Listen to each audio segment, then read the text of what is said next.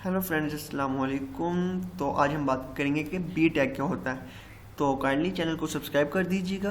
अगर आपको ये वीडियो पसंद आए तो आगे जाके लाइक भी कर दीजिएगा। तो वीडियो स्टार्ट करते हैं। मैं Ctrl+N से स्टार्ट कर रहा हूँ, इसको सेव करता हूँ उसी HTML फोल्डर के अंदर किस नाम से, बी टैग यानी बोल्ड टैग। मैं बोल्ड लिख देता हूँ, ठीक है। डॉट एक्सटेंशन देख क्या देनी है, HTML हाइपरटेक्स्ट मार्कअप लैंग्वेज, ठीक है। तो मैं बेसिक स्ट्रक्चर उसका डिज़ाइन कर देता हूँ। यहाँ पर राइट यानी लिखा आ गया, यहाँ से मेटा टैग को मैं रिमूव कर देता हूँ, ठीक है। उसके बाद मैं जो टाइटल है वहाँ पे भी बोल्ड टैग यानी बी टैग में लिख देता हूँ। मैं बोल्ड, चलो बी टैग लिख देता हूँ, सॉरी, ठीक है। मैंने बी टैग टाइटल भी डिफाइन कर दिया है।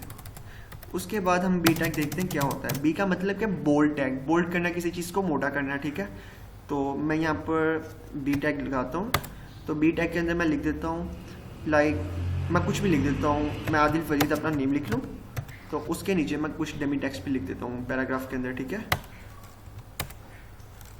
लोरम लिख के कितने, मैं 10 वर्ड्स का लिख देता हूँ, ठीक है। उसके बाद इसको सेव करता हूँ, आपको इसका रिजल्ट दिखा देता हूँ कि जो आदिल फरीद है ना, जो बोल्ड किया यहाँ पर कहाँ पर आ रहा है, ये आ गया बोल्ड टैग। वो थोड़ा डार्क सा आएगा, ठीक है। मैं इसको रिफ्रेश कर देता हूँ। आप देखें कि वो जो मैंने आदिल फरीद लिखा है, हालांकि मैंने उसको सिंपल करके लिखा है।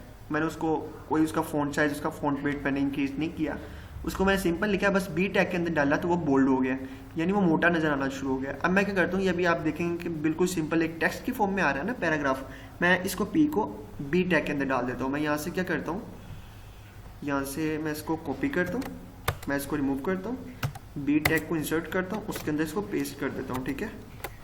तो मैं इसको सेव करता हूँ। अब आपको इसका रिजल्ट दिखा देता हूँ मैं।